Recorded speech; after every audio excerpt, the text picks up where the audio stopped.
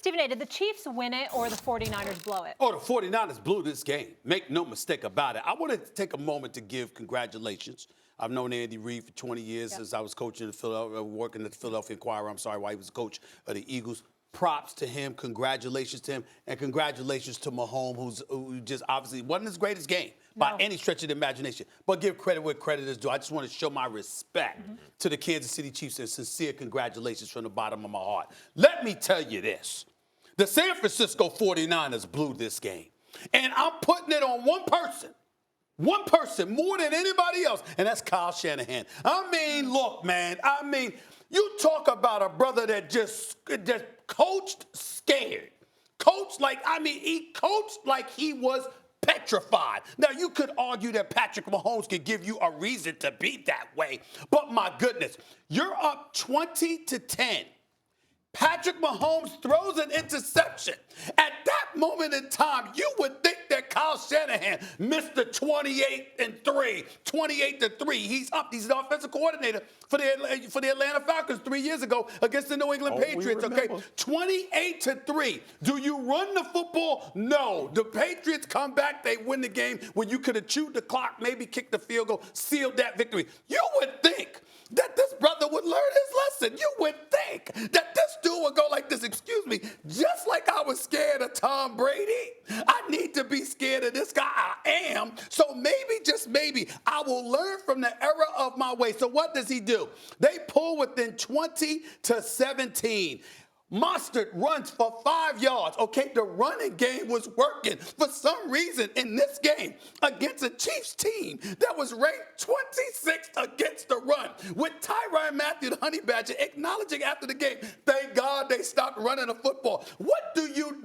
You run the football 22 times the whole game? The whole game. And in this particular situation, you get the ball back with 6:06 left. Mostert runs for 5 yards. Then it's an incomplete pass, batted down by Chris Jones, who's about 6'8". But for some reason, you keep throwing it in his direction, okay? And then after that, another incomplete pass.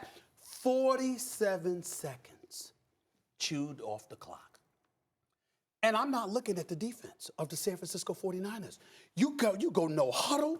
You sitting up there, you trying to sub folks in and out, but you can't because they going no huddle. You can't do it.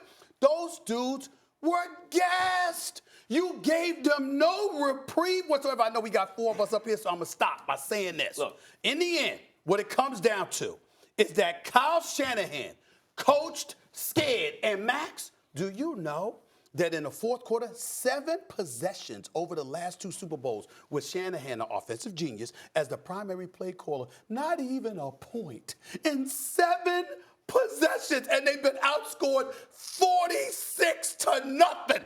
I don't know what else to say.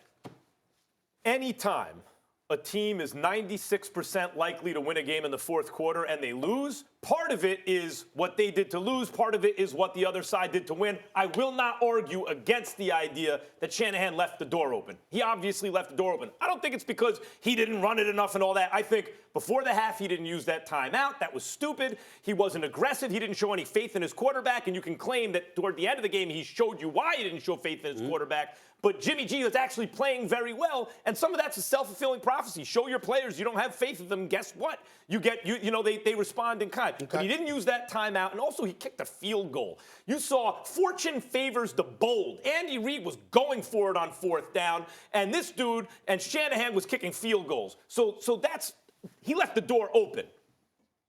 But who came through that door? Patrick Mahomes, who was he's never had a bad game. Never. In his career, was having his first bad game of his career. The moment was too big for him. He wasn't settled early on. And whoa, this is Patrick Mahomes throwing interceptions on just stupid passes? He's supposed to be Brett Favre with a brain. What's going on?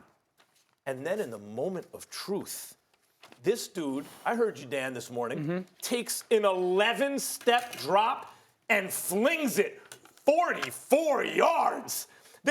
Forget about the fact that he's looking off not receivers, but defenders running the ball into the end zone in the first half. Like, still doing, even as he's having a bad game, special stuff. But with the game on the line, 3rd and 15 with the Super Bowl on the line, takes 11 steps back and flings it 44 yards for the completion.